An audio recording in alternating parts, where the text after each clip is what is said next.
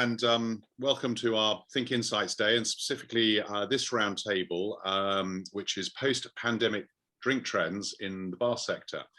I'm joined by a great panel today, and I'm going to ask them all individually to introduce themselves in just a second and say a little bit about their background and where they're coming from.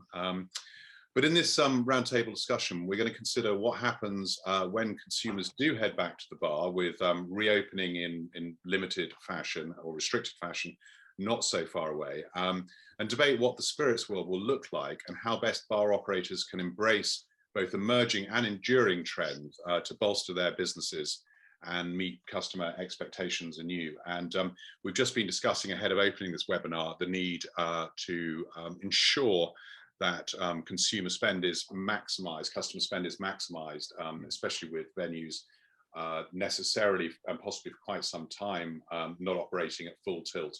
We might also have the issue of a whole bunch of consumers, gunning to go out, as we all are, because we're all consumers as well, obviously, versus some who are more reticent, and it may take a little bit more time for them to be encouraged back into a full life, as it were. So, right, okay, I'll, and I need to say a little point of housekeeping. Please do get engaged, ask questions as we go along, and we'll endeavour to answer them.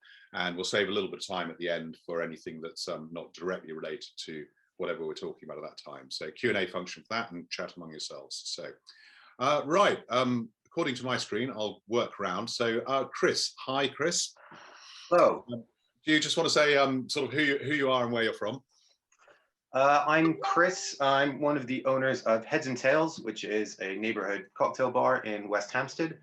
And we've been working on lots of interesting things across the lockdown, but it's been interesting to be a kind of a local bar in this setting. And hopefully we can bring some of those insights to you guys. Excellent, thanks. Nick. Hi, Nick. Hi, good afternoon. I'm Nick. I'm the founder and managing director of Mangrove Global. We're an importer and distributor of spirits, primarily to the on-trade. So, like everybody else, we're there excited about a reopening. Excellent. So you're standing up for the supplier end of the equation, basically. That's great. Oh. And Holly, morning. Hi, Holly. Afternoon. Morning. So yeah, my name's Holly. I am the cocktail development and bar specialist at the Alchemist. So we are a cocktail bar. We kind of specialize in science-inspired cocktails and kind of theatrical cocktails. And you have quite a number of outlets now, don't you? The Alchemist. Yeah, so we've got I think we've got 20 now across the UK, and obviously looking to expand, hopefully, post-pandemic. Excellent. So bring that on. And Diana, a couple of words from you. Hi, Diana. Hi, my name is Diana Rollan. I am the group head of beverage at D&D London group in the UK. D&D is a collection of 43 different outlets that incorporate restaurant, bars, and also one hotel, based principally in London, but we also have locations in Manchester, Leeds, Paris, Bristol, and New York. As part of our portfolio, we have some iconic sites in London, like Quaglino's Bar, like Underwater Street, Madison, and German Gin, for saying some of them. Excellent, thank you. So we have very interesting and different style operators here as well. So, okay, well let's kick in. So my first question really, obviously, is going to relate to the reopening period and beyond, and it's how are bars themselves and the wider bar scene, are they likely to have changed as we kind of emerge from the pandemic? Do you think the chips will settle as they were, or are we likely to see different, I don't know, some differences and changes on an ongoing basis? I don't know who to kick off with. Chris, I guess you're top left of my screen, so I might pick on you first. What are your thoughts on that? Well, I think the amount that things have changed is inexorably going to mean that the way people, drink and the way people go out and enjoy these facilities will change along with them. I am a firm believer that, as much as we are going to see a gradual opening, for every person that does go out, there will be someone that is not inclined to do so. And I think over the past year, what we've seen is an entire new industry kind of revolve around the wishes that people do want to stay at home.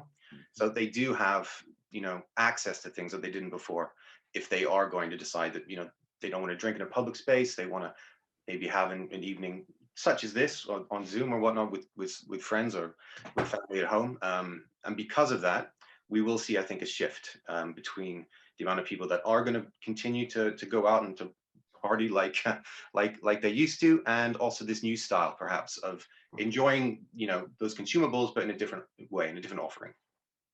Okay, yeah, sure. And Holly, what's your thoughts, the Alchemist sort of take on how it's all going to pan out?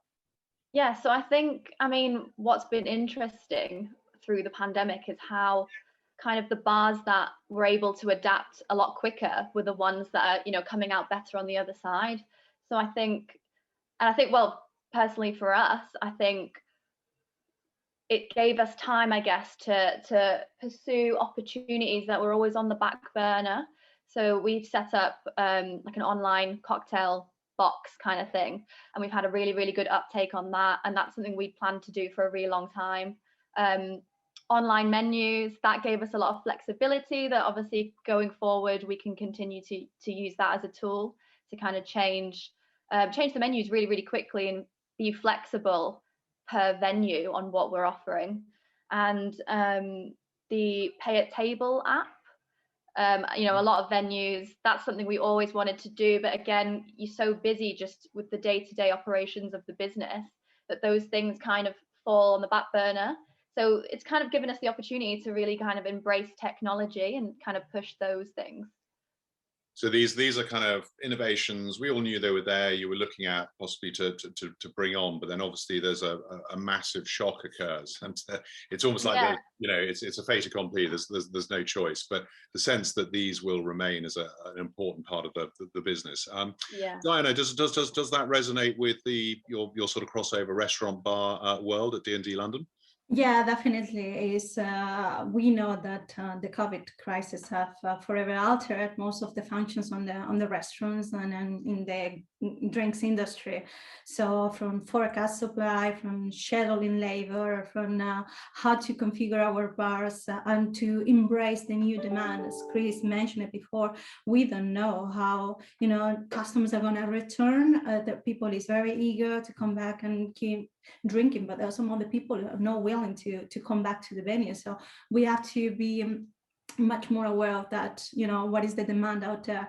For us has been meaning that some of our bars have to, find more innovative ways to keep bars and offering more attractive and engaging. Like Holly says, we are going definitely more digital as well, with online menus, being more proactive with the demand of the customers and pushing boundaries. We discovered as well that there was as well opportunity of selling home kits, and we are willing to keep that as well in the long term. How we can also ensure that the demand of the customers that are not coming to our venues as well is fulfilled. So the steam has changed significantly, and I think it will take a while. And I'm not sure whether we will be able to go back to where we were before all this started. I think it's a period of where we have to adapt and see how the new normality it is in fact. So that's one thing, and there's some nodding from Holly and Chris as well, that you feel there's going to be quite a long period of really you just need to continue to be prepared to adapt because of the uncertainty, and we really don't know, are we going to be allowed to go on holiday in Europe this summer, or is it going to be summer 2020? I've lost track of the years now, 2022, and by a similar kind of vein, in terms of what happens with do we have a smooth path or a bumpy road out of all this? And that's so continuing adaptation and evolution, I suppose. You're saying. I mean, Nick, from a supplier point of view, I don't know whether we call it more of a sort of overview, looking across sort of all of your different kind of accounts, clients, and friends out there. But what's your take on it? I think there's going to be quite a few changes when we go back. We're expecting operators to have probably initially a smaller menu, something easy to deliver. If you're going to be seated, you're going to be outdoors. There's no need for these huge back bars that tie up money and people aren't going to see bottles and everything. So for brands, it's quite a challenge of how you get in front of customers and digital apps that the guys are talking about are going to be key. I think if you look at what's happened around the world, especially if you look to Asia, who have a travel ban but are able to go out, people have got money, they're sat on money, they've been spending it in bars and restaurants, probably going out once or twice more a week than they traditionally would. And when they're out spending a little bit more, you know, they're treating themselves. So there's some reasons to be optimistic. There is certainly some pent-up demand, and we're there. I think the other thing that some consumers have been doing, we saw a big boom in home cocktail making, or at least attempts at home cocktail making. I suspect most people have been on some Zoom with a load of amateurs trying to make cocktails. So people will realise, A, they can't do it like the professionals. But you've seen the home delivery of pre-batch cocktails and easy serves, and I think that may be something that continues. And then lastly, we've seen a lot of consumers educate themselves on brands throughout the pandemic.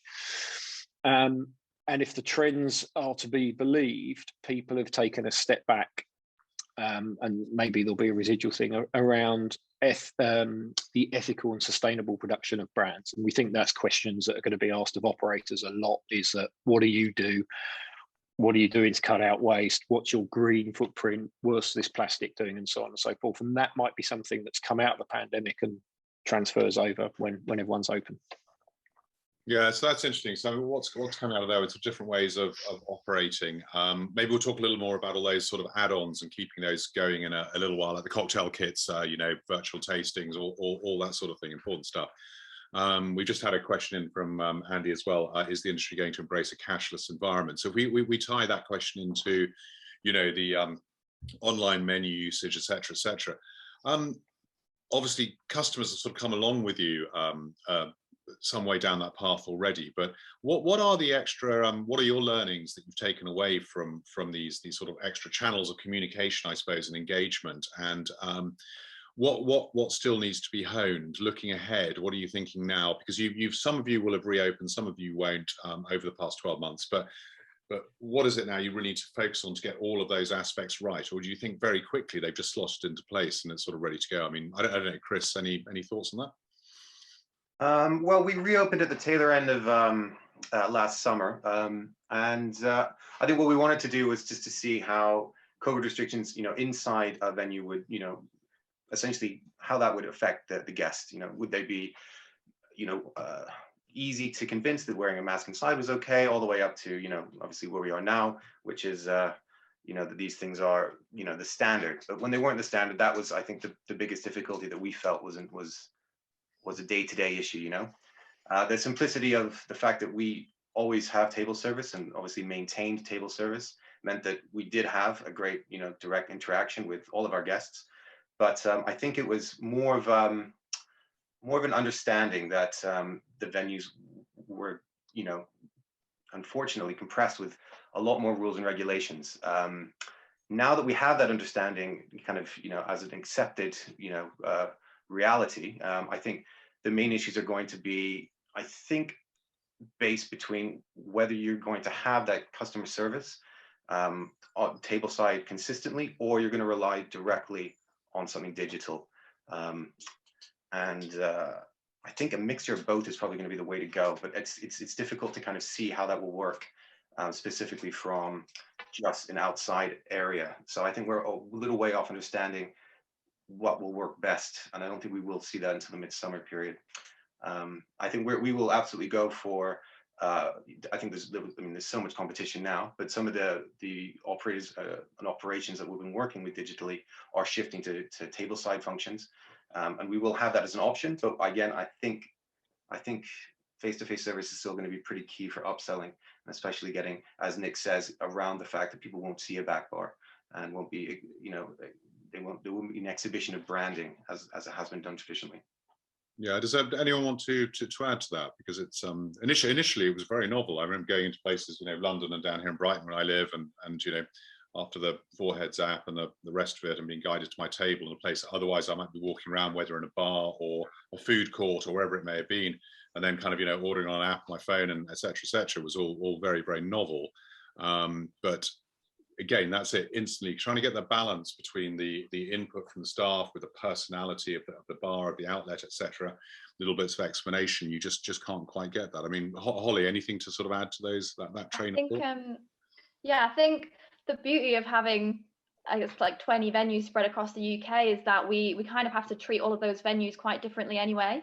So obviously you can't treat a venue in London the same way that you would treat a venue up north, not just pricing wise, but the culture's very different as well. So in London, we already had a couple of sites that were cashless, and so in London it was quite easy to go to not, you know, taking cash, but up north it was a lot more difficult and people would get upset about it. But it does mean that we kind of already know how to deal with those issues because we've experienced them before, so we were quite lucky in that way. I think, yeah, in terms of we did have bar service, and obviously us being more of a late night kind of brand, I mean, we've worked really hard to get the day, you know, the restaurant sales in the day. We've luckily in the past few years before this, so it didn't hit us as hard really, but not being able to have bar service has really, it's been something massive that we've had to adapt to. But again, we've had some smaller venues which were more restauranty, and then some that were, you know, more table service. So we've managed to kind of just take what we're doing in that venue and managed to spread it out over all of them. So that's been useful. Yeah, okay. That's just had an interesting question coming on the chat, actually, in fact, a couple kicking around, which I'll come to in just a second. Diana, and I'll bring you on the supply side, Nick, in a sec, but Diana, anything else to add to that? I'm quite interested in terms of what you think the customer is going to be demanding from you as well. Do you have now some sort of clear insight into what customer demand and expectation is and how that's evolved? Well, I think, as we say, I agree with what Ollie and Chris have mentioned at the moment. I think experience is part of the bar. You know, is that interaction that will have somehow to come back to our venues. You know, because that is something that we really, I think customers are willing to return. In terms of that part has been reduced, and is the creativity and the bar going, but not having the interaction or direct interaction with the customers has been a part of the experience of the service that customers are looking forward to regain somehow, and we hope that could somehow come back to. Okay, Nick, you were nodding. What are your thoughts on that? Yeah, I mean, I'm a supplier, but I'm a consumer too, and you know, I think, as customers, the danger is, historically, I think the stats were if you walked into a bar and you had no human engagement, you made up your mind within 6 seconds of what you were going to drink based on what you could see on a blackboard or on a back bar. And Chris has changed my drinking repertoire in the past by suggesting things I'd never heard of, and I know some of Holly's creations. You know, I want to be taken on that journey, right? I mean, for me, going out, and if I'm in one of Diana's venues, it's an experience. It's not a functional relationship, and therefore we need to ensure that human element, that training, that culture part is not lost. I mean, that is hospitality, right? I mean, otherwise we could put everything in a box and deliver it to people. So I think that is the challenge for venues, and it's a challenge for venues, brands, and everything else. I think it will be a gradual process to get back. You know, the first thing people want, they want to go out, they want to talk to their friends, and they want to be safe in wherever they are. And the industry's done that from day one. So it's now just getting it back to what we do best, I think. Now, it's quite interesting, and I want to come back to the part that brands, we've had a few questions in about brands actually, as and what they could do to help support, and also smaller and more premium brands, because people, there seems to be quite a lot of research, and your experiences that people have retreated to perhaps a safer area, you know, safer names, etc., during at least the early part of the pandemic, and that of course would have been during lockdowns with home drinking. But where was I going? Yeah, there were some things we have a CGA presentation, Phil Montgomery, we ran this morning, and there were some of the sort of key takeaways from there. They're all trends that we'll recognise, but one was like a shift to lower tempo and food-led drinking occasions, obviously for those of you that are food-led. So there's going to be a little more of that, and this is in relation to spirits specifically. We've touched on the outside drinking and some of the challenges that actually poses, but also change in outlets visited, and by that, we're looking at people going perhaps more locally. We're looking at more pressure on cities, or less pressure in a sense, unfortunately, on city centre venues, but suburban and rural bars and pubs, etc., are perhaps going to have more visitors, and with that comes a sort of changing expectations of fluidity. So whereas people in the centre of Manchester, in the centre of Glasgow, in the centre of London may have been the most demanding consumers in terms of the quality of their cocktails, etc., their bar environment, if those people are now sitting out in the suburbs or in their rural pad and going along to the local place, that might not be quite as geared up. And Holly, you touched on this, saying, you went cashless. And I remember cashless coming in. I remember walking to my first cashless bar in London and thinking, okay, that's quite novel. This is interesting. We're saying maybe it's later to roll out around. So let's try and get to a point here. How's all that going to pan out? Is that something that needs to impact? Perhaps this is a question for the multiple operators. So Holly and Diana, are you looking at adjusting to those things? Are you already seeing that when we've been allowed to reopen before? Yeah. Sorry, that was sort of a bit of a dump of ideas. But. Adjusting to which bit specifically? So to cashless and things like that, or to no, changing. I suppose changing patterns of consumption geographically. I was quite interested by. Yeah. Right. Yeah. So that's something we'd kind of looked at previously as well. Obviously, when we have meetings, cocktail presentations, what we see is that what people drink in London isn't the same as what people necessarily drink up north. And our top 10 cocktails are generally the same spread across the board, but in London we get a lot more kind of, I guess, serious drinkers we might have. So a lot more people drinking, say, like tequila and mezcal and that kind of thing, and then up north we sell a lot less of them. So the way we manage is that we do have quite a large menu with a lot of choice, so that we have options for all of those people, and we've always kind of managed that. But it's something we've looked at in terms of maybe we should be kind of having different products for different areas, so local kind of spirits to each kind of community, so that people feel like it's more of a community feel than like a chain, really. Yeah. Nick, we bring you in as a supplier here. Is this something you can sort of help support on in terms of meeting evolving sort of local demand? Yeah, I mean, until everybody goes back to their office, and offices tend to be in city centres, then you've got this demand who's probably not going to travel in and out, right, in cities, and let's hope that people get back to work sooner rather than later. And I live in Commuterville, London, on the outskirts of London, and what we've seen over the last few years is a proliferation of better quality restaurants and bars, or at least the ability to take more money off their local residents than perhaps before, with an extensive menu. The skill set, and whether this may be something that, and we see it with some of the multiple pub operators moving to a kind of a pre-batch quality pre-batch serve for cocktails. We've seen a bit of that. We've done some work with some operators, and they'll be winging the way to pub groups, regional pub groups, as it reopens. So I think you will see that. I think the serve, the drink and the serve will be all important. And I think if operators don't do it, they're going to be stuck serving a lot of beer and wine. Nothing wrong with those drinks, by the way, but in terms of trying to make GP and extrapolate your menu, it may not be the best way to take cash off people.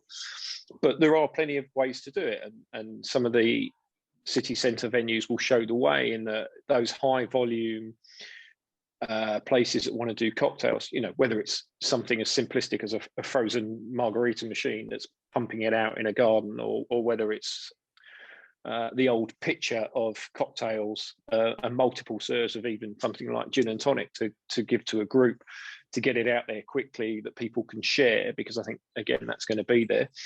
Or even to the extent where the first round, if there's going to be minimum spend on tables, which I expect, and booking slots, that happens at huge sports tournaments, when people are crowded to do it, and you might be pre-ordering your first round of drinks. They might be being brought to your table at 7 p.m. say, and so there'll be some things around that, because for operators, it's going to be certainly initially, it's a real commercial battle to get the money out of the pocket in the shortest period of time. So I think everybody will be trying to do the same thing and work out that puzzle. Yeah, come to you in a moment, Chris, as well. But Diana, because obviously you've got a group spread geographically, even beyond the UK shores. But let's focus on the UK for a moment. What thoughts on that? Does it resonate, what Nick's saying? Well, for us, we when it comes to the site that we have outside London, we tend to bring on board local products, because we find the clientele is eager to support those products. So we always will support a range of drinks. For example, in Manchester, there will always be local beer, there will always be local gins or any other spirits that is being made locally, because we find is a huge demand, and the people in those locations support their own brands, like people on their own neighborhoods support their suppliers, and they go and buy to the local butchers, and they go to the local brewery. And I think that sort of support has become much more obvious after the lockdown, and if people is willing to rely on those brands, local brands, to support, and also in a way to be more sustainable as well moving forward. We were talking about sustainability early on. That is a good way to also to be sustainable. Yeah, I mean, sustainability and shopping, buying local, supporting local community. There's obviously been huge trends throughout all of this, haven't they? That look very much, and so many people are predicting they're going to remain. Surveys of consumers, etc., etc. You're doing more sort of pre-batched, making things simple, making things. Well, now for the reopening, the sites are relying on some pre-batch for some key serves as well. But also we don't want to forget about unique servings as well, which customers demand. There is a side of this and people wanted to go out and treat themselves. So there will be a slight portion of our serves which need to remain unique, and also cover the more premium range in a different way. So I think it's going to be a mix there. Sure. And Chris, is any of this sort of affect you in a sense, or you just need to go back to doing what you do? Because obviously, as a smaller operator, all of you are rooted in quality. You're rooted in quality. You're rooted in individuality. And is there anything more you can do? I'd hate to call them sort of shortcuts, but are there things you can do to actually sort of speed up the removal of the pound from the punter's pocket, or anything along those lines, in the nicest possible way? Sure. Well, I think a couple of things. I mean, I think maybe from my experience, we've been, I guess, tempered by competition for years, having one venue and being in quite a competitive city, a very competitive city. So, I'd like to think that the team that we have is they're fast. They know what they're doing. We've got training starting before opening, but shortcuts we can take, and we did take. When we first went to lockdown, we started doing our pre-batch range of drinks, and when we reopened, rather than put a new menu into practice, we actually just did all of the drinks that we were doing as a pre-batched as the menu. So because they were all batched for off-site delivery and sales anyway, it was very easy to kind of make them fast. In fact, when the venue was at only a third of its capacity, we had two people behind the bar, and I was on a couple of those shifts twiddling my thumbs because tickets weren't coming in fast enough, and we were making them very quickly. We are stepping away from that now completely, so we will be doing the pre-batch business as a separate entity, and a brand new menu when we reopen, kind of predominantly geared at drinking outside, of course. But I think the main factor in all of these elements is the team, and it's the fact that if you have kept on to your team, if you have stood by them, they're the ones that are going to now kind of stand by you, if that makes sense, and put the time in to make those drinks fast and to keep everyone happy. Well, okay, really good point. And I wanted to come to staffing literally in just a second. But before that, there was a question from Cameron Bell, which I think ties in with what we've been discussing a little. And it's in terms of managing the venue for reopening. I understand bookings will be imperative. Last reopening, there were a lot of issues, the last minute cancellations, people multi-booking venues, and I think we all remember that. So in essence, how are you going to be managing this for reopening? What have you guys put in place? If we just do a quick whip around, I mean, Chris, are you trying to lock people in to try and prevent those no-shows at what's going to be a time when obviously you don't have the number of covers you'd normally have? So. Yeah, so we're doing kind of a mixture of what we were doing before, but we're mixing up slightly. So we're doing 2-hour time slots, which is pretty standard. And we're keeping some tables free for walk-ins. I think it's always important to have, even if it's just 10% of your capacity, just to have that just in case something happens. But we are taking £10 per person deposits, which obviously we won't take unless you don't show up. So there is some insurance for us, albeit a very small amount. And what we are seeing though is people booking kind of 6 till 8 going for dinner, then booking maybe kind of 9:30 till 10:30, 11. So it is kind of around, you know, meal times. We are seeing kind of double bookings, but being respectful of the 2-hour slots. Sure. Just maybe one other comment on that. Holly, you were nodding a little, I think. Is that something you're... So yeah, so I mean, for when we reopen actually, just with outdoor service, I mean, things might have changed in the past week or so because things have changed all the time, but we were actually planning on potentially not doing bookings and just have it purely as a walk-in service, because that's what we've always done with our outside areas. And then it kind of means that we almost would put on like a voicemail onto the phones potentially, so that we don't have the phones running off the hook all the time, and we don't have the team kind of doing that when they should be with guests really. So I think that's kind of our initial idea, and then we'll look to start bookings from May when things open up properly. Okay, and actually, thank you. Interesting, different examples. So Diana, I will bring you in actually. So are you doing it slightly differently again? I think it's probably quite good to get some different examples out Well, we have to take bookings because the demand for us has been brutal. We have had, since we opened our reservations, we have more than 40,000 reservations for our outdoor terraces. That is massive. So you have to take, booking into account. Otherwise, you won't be able to manage this. We will also keep some tables available for walk-ins, for sure, to compensate on people not coming or not showing. And as Chris mentioned, we will be also doing some credit card deposits, open those with the bookings. But terraces are going to be very weather dependent, so we will see how much we can turn it. We are opening restaurants earlier and closer than as well. Can tend to be more flexible in terms of the timings as well, to ensure that we allow all these people to come to our venues. Yeah, well, we're all hoping, and we definitely deserve a great summer in terms of weather as well, which obviously have a massive impact. We certainly deserve one, don't we? Right, where was I going to go next? I wanted, I'm aware of time's ticking away as well, actually. Staffing. I hosted a webinar just the other day, actually, where we looked at sort of staffing crisis across the hospitality world, the on-trade. And that's being compounded, obviously, by people leaving COVID. They're quite stark figures, actually. Brexit's had an impact, undoubtedly. How are you all fixed? Chris, you mentioned earlier your team and the importance of that. Could I just ask a couple of, Holly and Diana, where are you at with staff? I mean, what's happened? Diana, Des told me the other day that, Des Gunnar-Wadana, CEO and chairman of D&D, blah, blah, everyone probably knows Des. He was just quoting some figures, which were, I think, saying, if I've got it right, that of your team of 2,000 front of house, I think he was talking, down to sort of 1,400. And obviously that sort of leakage, people going back to Spain, Italy, etc. Where are you at, and how much of a challenge is it going to be getting quality people as you reopen? Because that's going to be so key, that customer experience that they're, yeah.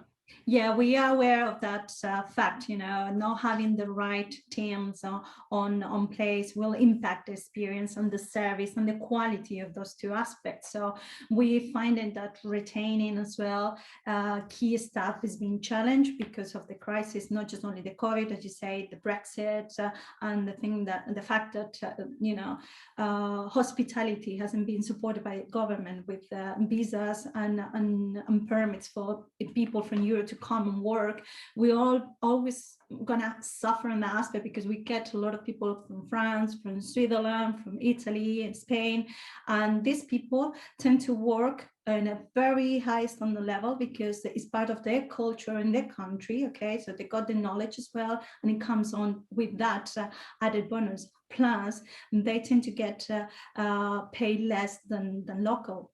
To be honest, it's something that is true. So we normally see that EU workers in hospitality are allowing business somehow to be much more cost effective in that aspect. But with British people coming into account and not seeing hospitality industry as a career path with the future is a challenge. So we need to educate, we need to train people to come and learn that hospitality is a safe career choice, is respected, and where they can also progress in the future. And that needs to be through training and apprentice schemes, and to supporting the staff and nurture them and bring them, let's say, upskilling the staff that we have there, just to ensure that you retain staff and you also bring new staff on board. But it's going to be definitely a big challenge moving forward. Okay, thanks. And I think Nick disappeared. I hope it isn't because Nick, you're back. I was just saying. I'm back. I hope it isn't, because I haven't asked you a question for a short while. I'm going to come back onto what suppliers can do support-wise in a moment. But Holly, anything to add to that? Do you think you might see a change in the complexion of your staff in terms of more drawn from UK backgrounds as opposed to, say, European and rest of world? Or yeah, I mean, I think we had a pretty good mix, to be fair. Obviously, we've got in London, we've probably got quite a lot of people from other countries. I think we've been quite good at trying to stay in contact with them so that we know, where we're at staffing. And I think we're in quite a decent position. There are some, some people will have changed careers because it's been such a long time that we've been out of action. So I think that, there's probably some venues which are, more harmed by that than others, and we can use, other venues to kind of to help out staffing wise. I think we obviously starting with on the 12th with much smaller kind of teams is helping us really, because it gives us time to assess how busy it's going to be before it goes straight into May and then obviously June, and then it gives us time to hire.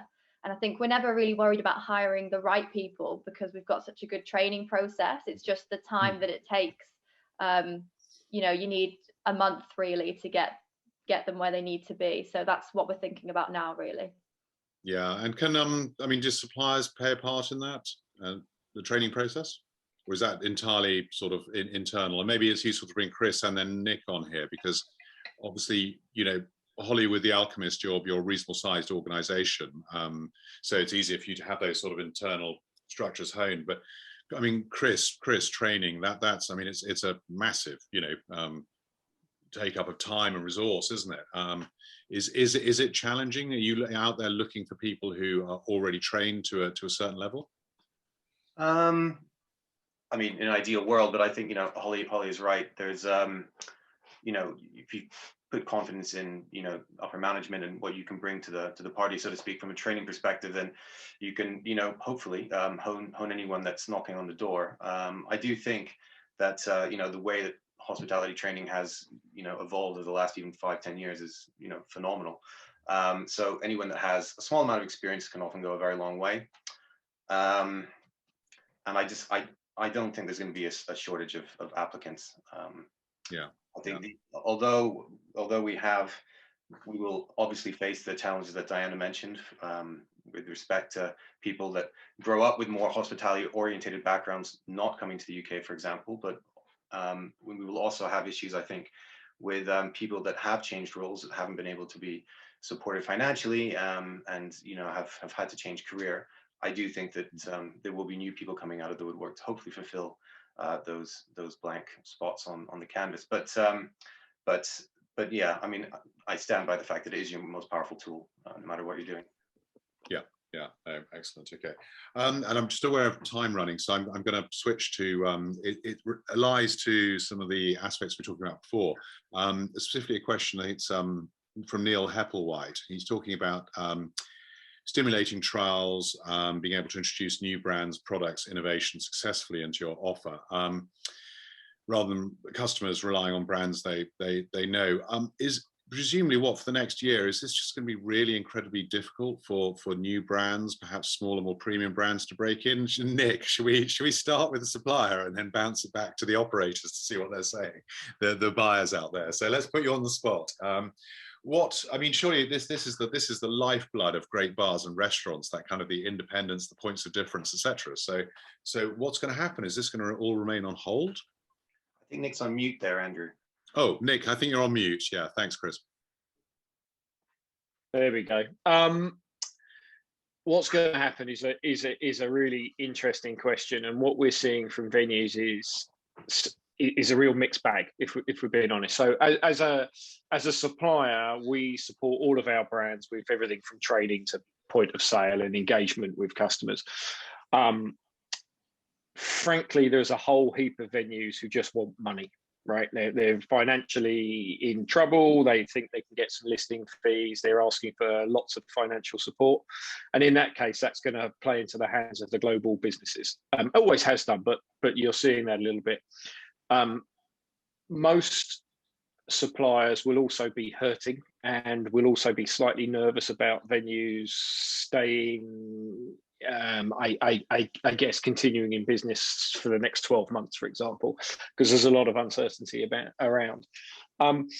So it's for new brands, they're either going to be bang on trend, or they're going to rely on the likes of Chris and Holly looking for the right products for their customers. Quality venues have always done that. They haven't necessarily chased, the big check, but they've tried to make the right value offering for their consumers and offer them something different and unique, which is why they're expanding and they're doing well.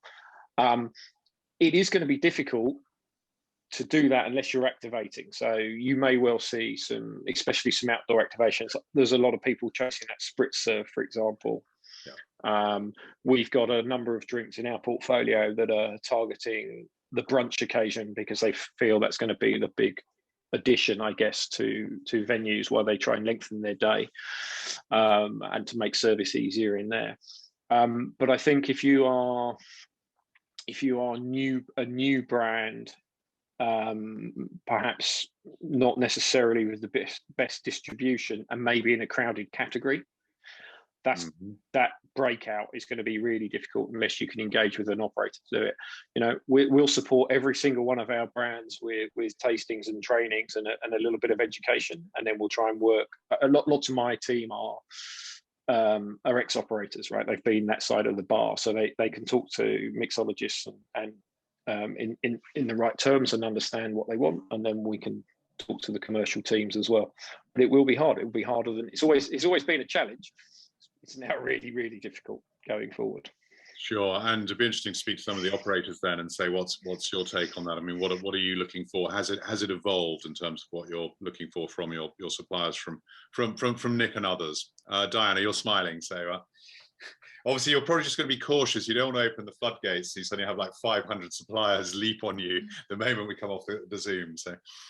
Well, for us, it's always been about a mix. We cannot take away the fact that customers are demanding certain brands, and that is a selling opportunity that we have to cover in a sense. So for us, it will be a mix. So we're always looking into ways how we can make our offering different and how we can innovate within the categories that are in trends as well. So we don't close the door completely to new brands and to bring that part of the innovation into the drinks offering, depending obviously on the demand of our customers. But definitely we keep supporting the brands that are on trend, and we're trying to bring into the mix as well what is some of the smaller, more creative brand, because also it's part of how your menus become different and unique as well. So it's part of the experience that we talked about before. So we're trying always to find the right balance there. Okay. Holly, any thoughts? You're nodding slightly. Just anything to add to that? And then I think I'm looking at time. Audience, it's been great. Thanks for pinging questions through. If you've got one or two last ones, if you ping them through now, and then we'll probably sum up. But yeah, Holly, anything to add to what Diana was just saying? Yeah, as Diana's well, yeah. It's about balance, I think, for us. So obviously, you know, with the bigger brands, there are opportunities that come with those. But I think the menu, you know, the cocktails is where we get to kind of play around with potentially smaller brands, and we've, you know, managed to put on some, not necessarily because it's financially, you know, amazing for us, but just because it allows us to give new and exciting products to our guests and to the bartenders as well, so that they feel like they have a bit of creative freedom rather than just using the same spirit. So I think if someone's looking to get, you know, their foot in the door, go that direction. If you've got something that's really different to what's out there, try and get it in a cocktail on a menu. That's what I would say. Okay, fantastic. And I think looking at time, we begin to sum up now, and not compulsory, but perhaps a little sort of summary thought from you. So I thought maybe a question to ask would be, looking at our title of this roundtable, post-pandemic trends, drinks trends in the bar sector. We've covered quite a lot of ground, and some of the strands actually would make their own individual webinars very happily. But I'm just thinking, though, maybe begin with you, Chris. If there's one trend that you believe will continue and will be important for your business looking ahead, what one trend would you pick up on and run with through the reopening period and beyond? Is there some aspect that you would really push to the fore? Oh, it's hard to distill it. Yeah. I think kind of what I was saying to begin with, you know, I think what we need to look at going forward, possibly for a longer period of time, is that we need to cater to people that perhaps won't be joining us at the bar, and how we can bring hospitality to them via our own unique identity. Okay, fantastic. We flip back to you, Holly. You had time to. I think same thing. Obviously, the people who might not feel comfortable, we're keeping up our postal offering. We're bringing out a cocktail book actually this year, which is quite exciting. So we're catering for those people that, you know, might not feel comfortable yet. I also feel like once you know, things start to get back to normal, I feel like people will be looking for kind of more, I guess, theatrical, more kind of experience-led drinks, because what they've been making at home is just your classics and your simple cocktails. So I think hopefully that's going to work in our favour. And I think we touched on that before, didn't we? That people have been sort of, in a sense, self-educating. So they've raised up the level a bit. So you're going to have to raise your game even more, actually, aren't you? Yeah. Come in, which is a good thing for the premium side of things. Diana, what one thing will you be running with? I think you know, bringing the experience into the offering is going to be crucial for us. How to attract your customers, how to make them feel comfortable when they come back to your venues, you know, and how to adapt to the new normality is all being down to the service expectation, how to provide the best service and how to provide the best experience at the same time, and also cope with the demand from the customers. Is making sure that they feel comfortable to coming back to our venues, and we offer the experience that they're looking for. Yeah, fantastic, thanks. And Nick, from, I suppose, the supplier side, we'll sort of call it an overview, but you've long experience. What thoughts collectively? Yeah, I think you know, on our side, and brands will have to be more flexible and adaptable than they've ever been before. You've heard a range of different solutions from today's, you know, panelists, and so we've got to work in a multitude of different ways with different venues, because I think lots of people have different ways of coming out of the pandemic. If we look back at the past years, quality will always rise to the top and be and attract an audience. Individuality and that experiential piece will always do really, really well. And I think if you look at human nature and what people have missed, the getting together, I do think sharing both for food and drinks and you know, those simple serves which people can enjoy quickly and together will certainly play a role initially. Yeah, no, thanks. That's great. So I think at that note, there's some really good points made. It's been really interesting, and I think more than anything, it's just been fascinating listening to how you as individual operators and suppliers are are looking to sort of, you know, continue to adapt, but as we move towards sort of reopening. So thank you, Chris, thank you, Diana, thank you, Holly, and thank you, Nick, for your time and insights there. Very good luck with reopening. Obviously, as we were discussing earlier, we literally just can't wait. So I hope it all goes really well and swimmingly for you. Let's hope for a roaring 20s, a roaring summer, and some nice sun as well. Audience, thanks a lot, and thanks for throwing out questions. Didn't quite get around to all of them, but I think hopefully we covered the ground at least that was kind of, you know, related to your questions. So thanks for joining us as well. And I think now well-deserved bite of lunch and perhaps a home cocktail, I'm not sure. But see you all soon. Thanks a lot. Thank you. Thank you. Bye. Cheers, guys.